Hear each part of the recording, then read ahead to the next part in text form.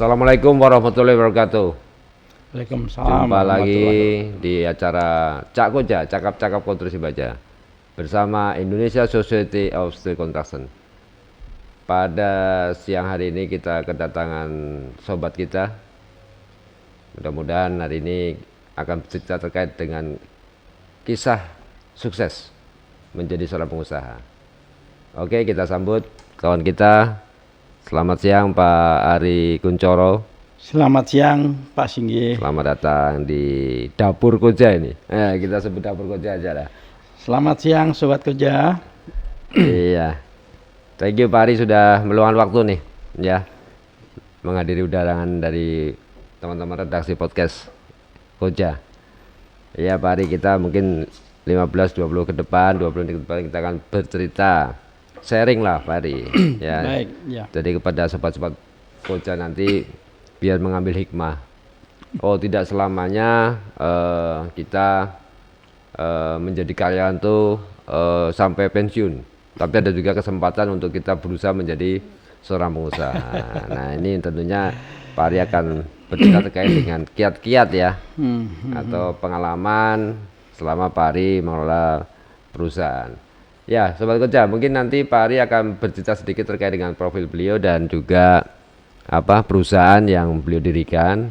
Tapi yang jelas Pak Ari Kuncoro ini juga salah satu pengurus di Indonesia Society of Steel Construction selaku wakil bendara umum. Nah, jadi kalau udah ngomongin bendara umum nih sampai dibikin wakil ini berarti kan berat ini kan. Nah, bawahnya berat nih, jadi harus dua nih, harus ada bendara umumnya, ada wakil bendara umumnya. Dan beliau juga selaku owner daripada perusahaan PT Cahaya Mitra Perkasa. Nah, tentu nanti akan kita dengar ya lebih jelasnya cerita langsung ya dari yang bersangkutan. Oke Pak Ari, moga Pak Ari mungkin bisa perkenalkan ke sahabat Koja dulu Pak Ari terkait dengan profil Pak Ari ya kan, asal usul singkat cerita gitu Pak. Moga Pak. Oke. Selamat siang Sobat Koja.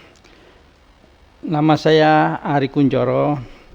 Saya owner sekaligus dirut dari PT Cahaya Mitra Perkasa, yaitu pabrik yang memproduksi corrugated steel pipe atau orang lebih kenal Aramco ya. Aramco atau ya. Gorong-gorong Pak. Gorong-gorong baja. Gorong-gorong, ya. Iya, gorong-gorong baja juga gatril, PCU dan rambu jalan. Rambu ya. Jalan. Baik, kalau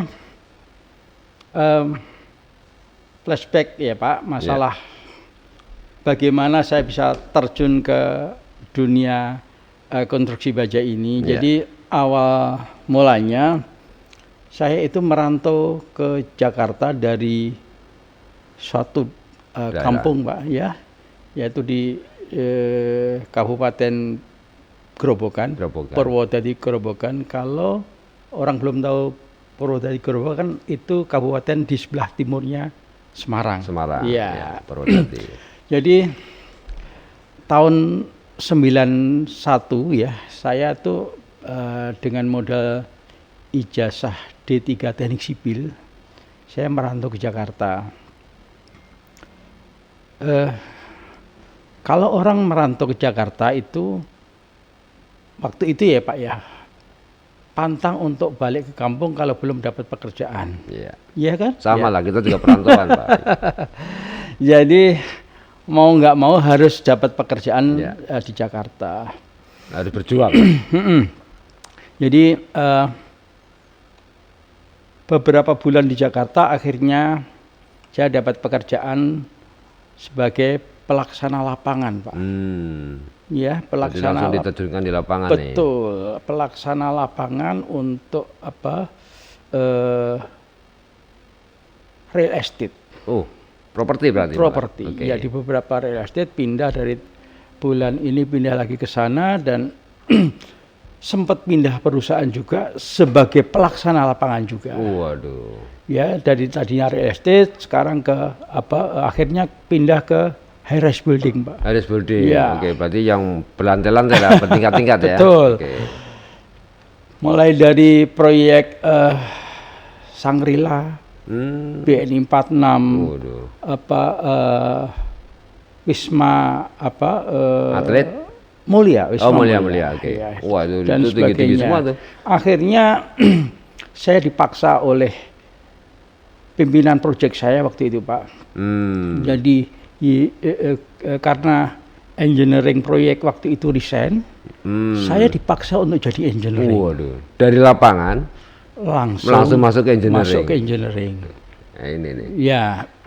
Ini hal yang tidak biasa nih teman-teman ini kan. Bebannya berat, Pak. Ya. Karena kita seperti belajar. Iyalah, baru kan. Belajar lagi. Ya, tapi gitu minimal kan dari sisi pelaksana di lapangan juga sudah mengenal gambar, mengenal metodologi dan sebagainya kan, Pak. Betul. Dan itu ada hikmahnya, Pak Singgih. Oke, Pak Ari. Setelah saya jadi engineering, yaitu sekitar tahun 95-an ya, Pak ya. Iya. Saya sempat meneruskan kuliah lagi akhirnya, Pak. Oke. Mengambil S1. Siap. Ya. Berarti dari 91 sampai 95 Bapak kerja, habis itu lanjut sekolah lagi, kuliah lagi ya? Kerja sambil kuliah. Wah, ini. Jadi siangnya kerja, malamnya kuliah. Udah nggak kebayang saya, Pak. Waktunya sangat. Betul. Nah, kan kredit sekali untuk ngatur waktunya tuh, Pak. Oke. Nah, saya akhirnya lulus juga, walaupun agak telat ya, Pak ya. Tahun 98 awal saya lulus. Oke. Saya pakai ijazah saya, akhirnya Dan ngambil konsentrasi engineering, Pak? Engineering. Oke. Ya. Tapi ternyata, Pak, 98 pertengahan itu krismon, Pak. Iya, goro-goro ya kan? Betul. Krismon, ada pergantian ya kan, kekuasaan waktu itu ya. Betul. Akhirnya mau nggak mau saya harus resign juga, Pak. Oke. Karena posisi head office waktu itu sudah tidak ada kursi. Untuk engineering gitu kan. Ya. Sementara proyek waktu itu kan sempat dihentikan ya. Semua berhenti. Ya, berhenti. Semua berhenti. Ya. Nah, dari referensi teman kuliah saya, ya itu akhirnya saya melamar di suatu perusahaan yang memproduksi corrugated steel pipe atau Aramco. Itu di tahun 98 akhir itu, Pak. Oh, jadi masih proses itu reformasi itu. Betul. Tapi pabrik ini yang saya kerja ini ternyata tidak ada pengaruhnya dengan itu ya. Oke. Saya masuk sebagai engineering juga karena memang posisi yang ditawarkan terakhir kan, terakhir juga di perusahaan yang lama pas di engineering juga. Saya 10 tahun di perusahaan ini, Pak. Jadi 3 tahun di engineering, 2 tahun di marketing, 5 tahun di kepala produksi atau kepala pabrik, Pak. Lengkap sudah itu? Lengkap, Pak. Sudah lengkap itu, ya jadi, kan? Sudah mentok. Iya. Tinggal sekarang harus jadi kasir, Pak. Nah, ya kan? Wes, oke, lanjut Pak. Di tahun 2008, 2009, Pak. Ya, 10 tahun ya setelah dari 98 akhir kan? Betul. 98 itu saya posisinya sudah kepala pabrik ya. Di situ saya lihat waktu itu, Pak, di 2008 2009 itu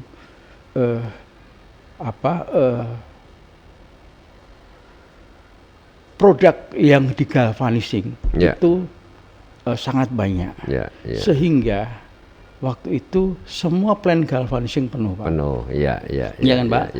Semua plant galvanizing penuh. Kalau kita semisalnya memasukkan galvanis hari ini, belum tentu 1 minggu atau 10 hari kemudian antri, Pak, diproses. Iya. Jadi waktu itu tower tower telekomunikasi tower transmisi juga rame-ramenya itu. Jembatan juga rame. Betul. Semuanya rame, Pak, gitu loh. Nah, saya punya punya mimpi ya mungkin ya, ya impian ya, impian atau gagasan sedikit. Saya kan udah mentok, nggak mungkin lagi naik lagi. Iya, sudah di engineering, marketing, produksi ya kan. Tinggal levelnya naik kan. Iya. Cuma nggak mungkin juga di situ ya. Nggak mungkin. Iya. Akhirnya saya punya semacam keinginan atau gagasan lah. Kalau saya punya workshop kecil, sendiri, punya plan galvanis kecil. Dengan kondisi yang lagi rame nih kan, mungkin ada peluang ya. Betul. Yang bisa dibagi. Betul. Oke. Akhirnya saya resign juga Pak. Akhirnya. Oh akhirnya resign juga, wah siap. Artinya sudah mengambil keputusan benar ya, sudah dipertimbangkan lah ya. Betul. Jadi waktu itu memang saya ada semacam kata-kata yang masuk ke telinga saya, Pak ya. Jadi kalau kita bisa merealisasikan gagasan yang kecil, itu lebih baik daripada kita mempunyai gagasan besar, tapi tetap sebagai gagasan doang, Pak. Wah, kan, ya. Itu namanya omong-omong doang, Pak. Ya. Lebih baik kita mulai dari gagasan kecil, tapi setelah kita bisa merealisasikan gagasan kecil itu, akhirnya kan lahir gagasan-gagasan besar. Bertahap. Betul. Makanya saya coba untuk mandiri waktu itu, dibantu teman-teman, kita bikin plan galvanizing kecil, Pak. Kecil ya. Oh sempat bikin plan galvanis, Pak ya. Kecil, Pak, waktu itu. Iya. Berjalannya waktu, saya diberi jalan yang baik oleh Tuhan. Saya dipertemukan oleh calo. Calo ini maksudnya maklar nih? Iya, yang menawarkan mesin bekas ke saya, Pak. Waduh. Setelah bertemu ternyata mesin ini yang selama ini saya idam-idamkan. Waduh. Gitu, Pak. Mesin yang waktu itu ya Pak, saya panggil teman-teman ya. Ini loh, ini ada mesin bisa untuk produksi ya. Guardrail, nestable atau multiplate. Lengkap nih mesin ini, Pak. Gitu loh, Pak. Itu barang mungkin tadinya udah rongsok kali ya? Nggak dipakai kali ya? Enggak, Pak. Jadi memang atau bekas punya kawan juga yang mungkin mau diperbarui mesinnya ya? Mereka akan ganti mesin-mesin press menjadi CNC, Pak. Oke. Jadi ada mesin itu yang ditawarkan ke saya. Itu di tahun 2009 ya Pak ya, di pertengahan gitu, pertengahan 2009 saya akhirnya rembukan sama teman saya. Ya, ini ada mesin menjanjikan. Bagaimana? Tidak baru tapi masih layak untuk kita. Mesinnya jalan. Oke, kita beli gitu. Begitu kita beli, kita bingung Pak, kita nggak punya workshop ya untuk untuk nampung itu ya. Karena tadinya kan kegiatannya untuk galvanis kan Pak? Galvanis kecil Pak, itu hanya kita terpaksa nyewa Pak. Nyewa workshop Pak? Nyewa workshop. Tahun berapa tuh Pak? Tahun 2009. 2009 juga? Betul. Kan tadi CMP berarti berdiri tahun 2000? Waktu saya beli mesin, saya beli sewa workshop, CMP belum berdiri Pak. Oh belum berdiri? Belum berdiri. Lah terus kondisinya hanya menyewakan jasa saja ya? Iya, jadi begitu saya sudah yakin mesin itu bisa dipakai, workshopnya siap, baru saya bikin bendera. Oh gitu. Jadi beli kompornya dulu, wajahnya kita mau masak ya. Betul. Baru warungnya dikasih nama tuh. Iya. Oke Pak Adi, siap. Jadi lanjut, Pak. Saya waktu itu bingung kan saya akan mendirikan pabrik.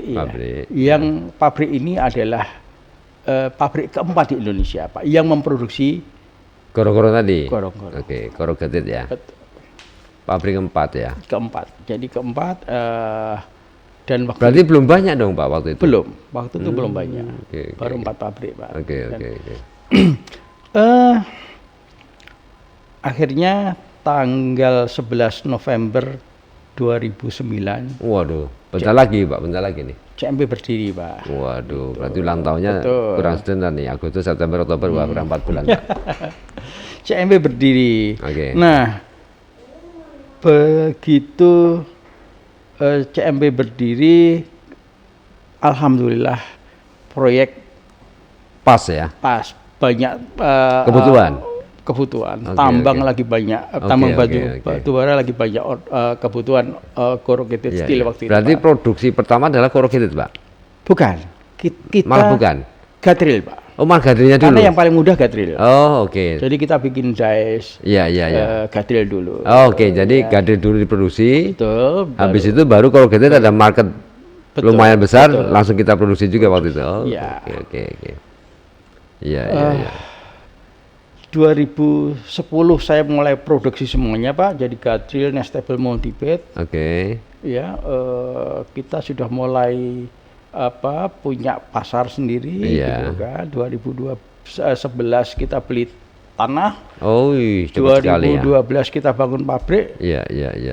Nah, jadi waktu kita ngambil mesin itu, Pak, ketemu calo itu. Iya. Kan masih sewa, Pak, akhirnya kan workshopnya. Oke. Mesin yang kita ambil itu ternyata bukan satu-satu mesin, Pak, di tempatnya yang kita ambil. Oh, masih ada lain mesin juga. Jadi inilah keuntungannya juga. Rezeki anak soleh ya.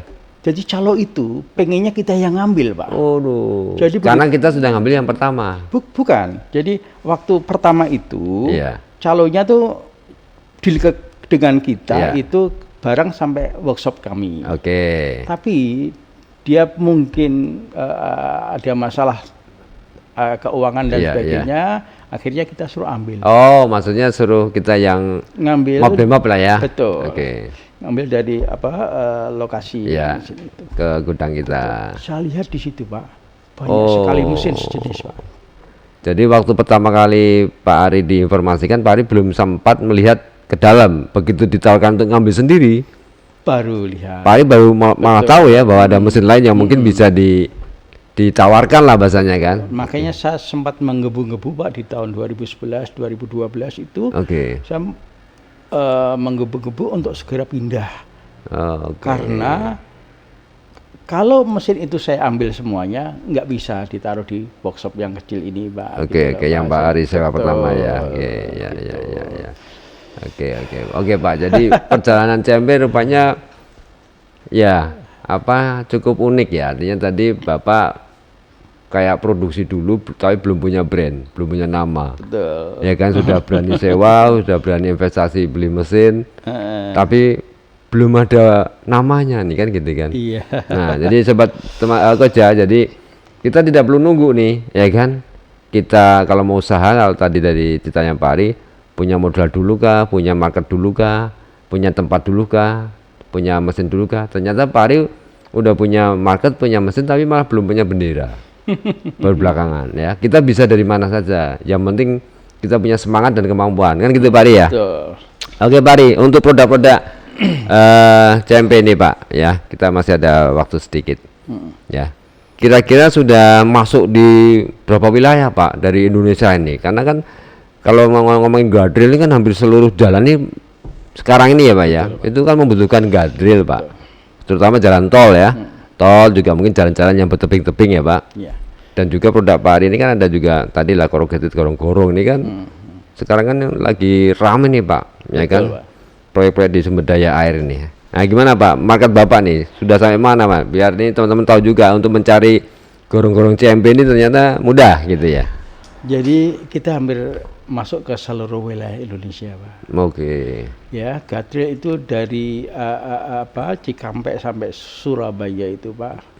Sebagian besar adalah produk kami. Oke. Ya, berarti sudah terpasang lah ya. Iya. Oke. Jadi gini, Pak.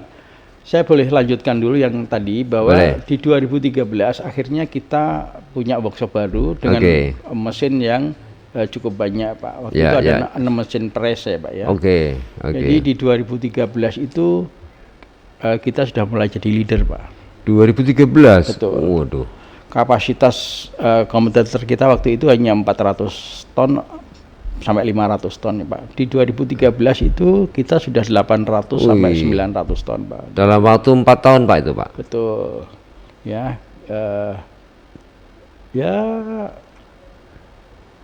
Berkah lah Pak gitu ya. Kita akhirnya terus berkembang Pak ya. Berkembang, kita tambah mesin lagi, terus kita training SDM ya Pak ya, kita penambahan SDM betul, juga ya. Dan sebagainya. Akhirnya alhamdulillah di tahun 2018 Pak. 2018 itu kapasitas bisa sampai 1.300 ton Pak. Waduh. Berarti 4 tahun berikutnya ya, sekitar lebih kurang lah 4 tahun berikutnya. Udah naik menjadi 2 kali lebih Pak, 3 kali malah, dari 600 tadi kan. Iya, 600 ton jadi 800. Oh, dari 800 ke 1.300. Oke, 2 kali lah. Ya. 2 kali. Waktu itu memang Pak banyak proyek Gadril ya Pak ya. Dari 2018 ya, mulai Cipali, Pejagan, Pejagan sampai betul. Itu ya Pak ya. Ya. Betul. Sampai Surabaya. Ya. Gitu. Oke Pak. Jadi ini Pak Singgih, kalau kita bicara masalah produk corrugated steel ya Pak ya, itu sebetulnya ada 3 produk Pak di situ Pak. Itu produk Nestable. Mungkin ada gambarnya Pak. Bisa ada produk Nestable itu kayak apa itu? Biar sobat-sobat Kojani tahu juga nih. Kalau ada istilah Indonesianya boleh Pak di. Ini Pak, produk Nestable itu 2 tangkup Pak. Jadi ini ada 2 ini ada jembatan kecil itu, ini tangkup atas, ini tangkup bawah. Oke. Nah, handlingnya seperti ini Pak. Oke, Pak Ari mungkin sambil dekat mic ya Pak. Ya. Oke. Ya. Seperti ini cara pengangkutannya. Jadi ini Pak, sangat. Ini produk yang sama Pak? Sama Pak. Cuma ini saat pengiriman, itu saat install Pak. Oke, ini sudah terpasang ya. Betul. Jadi ini produk Nestable, jadi terdiri dari setengah lingkaran ya, atas dan bawah. Ya. Jadi semisalnya nih Pak, ini ada 500 pieces Pak. Ya, 500 pieces berarti kalau dalam produk itu ditanggapkan jadi 250 meter. 250 meter. Betul. Kalau satu jembatan ini semisalnya ada panjang 5 meter. Ya. Otomatis ada 50 titik Pak. Panjang atau lebarnya Pak? Ini panjang ini 5 meter. Lebar jalannya. Ya. Lebar jalannya. Lebar sungai ya, lebar sungainya ya. Oh enggak, lebar jalannya. Oh, lebar jalan. Lebar jalan. Semisalnya ini 5 meter gitu Pak. Itu berarti kan ada 50 titik. 50 titik. Oke. Sangat murah sekali gitu Pak. Benar. Ini produk Nestable ini Pak. Ini diameter maksimum sampai 2 meter Pak. Sampai 2 meter. Betul. Lingkar ini ya? Iya. Setengah lingkarannya itu ya sampai 2 meter ya, panjangnya ya? Diameternya sampai 2 meter. Oke. Kalau panjang ke sana bisa berapa pun. Bisa berapapun ya. Oke, siap. Ini tipe pertama Pak. Yang diproduksi tahun itu 2010 Pak. 10 ya. Ya. Ini ada lagi produk yang namanya multiplate Pak. Yang membedakan multiplate sama Nestable adalah gelombangnya beda Pak, dimensi gelombangnya beda. Multiplate itu mungkin secara garis besar dulu Pak. Betul. Tunjukin aja dulu. Ini multiplate seperti ini Pak. Jadi mereka terdiri dari rangkaian plat Pak. Ya, plat yang sudah digelombang, digalvanis. Digabungkan menjadi suatu bentuk Pak. Kalau Nestable bentuknya kan hanya lingkaran Pak. Kalau multiplate ada beberapa macam bentuk Pak. Yang membedakan lingkaran ya. Betul. Jadi ada lingkaran, ada yang agak lonjong gitu. Elips ya. ya. Juga ada arch namanya gitu. Arch Oke. Berarti dari pihak multiplate ini ada 3 bentuk juga Pak. Banyak. Ada banyak, lebih sekali Pak. Oke. Jadi kalau Nestable tadi maksimum hanya sampai 2 meter. Iya. Kalau ini Pak, itu kalau dia bentuknya bulat bisa sampai 8,5 meter. Tapi kalau bentuknya art Pak, art itu bisa setengah lingkaran, itu bisa sampai 15 meter, Pak. Waduh. Ini bisa sampai 15 meter. Oh, oke. Jadi setengah lingkaran aja ya. Oke. Ini produk kedua ya, Pak. Ya, Ketiga namanya deep corrugated steel, Pak. Deep corrugated steel. Iya. Wah, kayak apa lagi tuh, Pak? Ini gelombangnya lebih besar, seperti ini tapi gelombangnya lebih besar, Pak. Nah, untuk fungsinya sama juga, Pak? Sama. Bisa Pak. untuk jembatan juga? Bisa. Cuma kalau tipe multiplate tadi kan span maksimum 15 meter. Iya. Maksimum. Betul, Oke, maksimum 15 meter ya, Pak ya. Iya. Kalau deep corrugated itu bisa sampai 32 meter. Wih. Itu sama aja udah bangun jembatan, Pak. Betul. Iya, waduh. Gitu. Siap, Pak Ari. Ini menarik sekali nih. Ini kayaknya Pak Ari kan baru cerita covernya aja, Pak. Betul. Ya, nanti kita cari waktu lagi. Bapak cerita khusus nih. Betul. Nanti khusus ini ya, khusus Pak ini, ya. Saya kira nggak mungkin kita hanya cerita tentang covernya aja. Betul. Ya, tentunya nanti ketika Bapak cerita mana sih yang 15 meter, ya kan? Bentuknya dari mulai gambar, pemasangan dan sebagainya, dan mana yang bisa mencapai 32 meter. Betul. Ya, agar nanti ya mungkin selain ya Sobat Koja ini kan macam-macam, Pak. Bisa kawan-kawan dari PUPR juga, ya kan, bisa dari kontraktor, konsultan kan.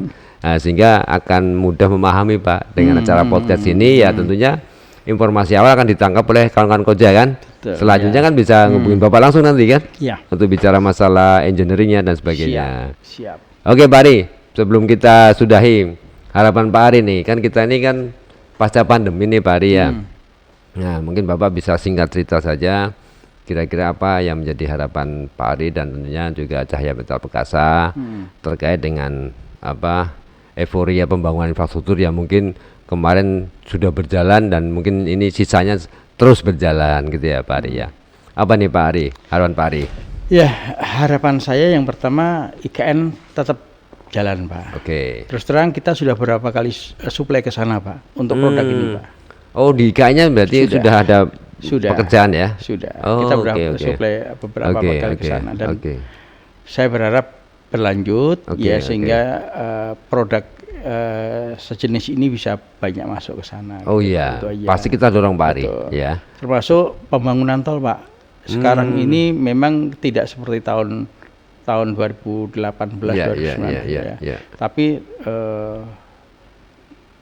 saya berharap ada lagi lah, Pak, untuk proyek-proyek jalan tol. Kalau jalan tol kan memang kita kalau nggak salah nih ya, roadmapnya dari Kementerian PUPR kan setelah Jawa selesai, Jawa pun belum selesai loh, Pak. Belum. Jalur selatan aja masih dalam tahap, ya kan? Solo Jogja belum selesai. Solo Jogja belum selesai. Ya, Bawen Jogja juga belum selesai.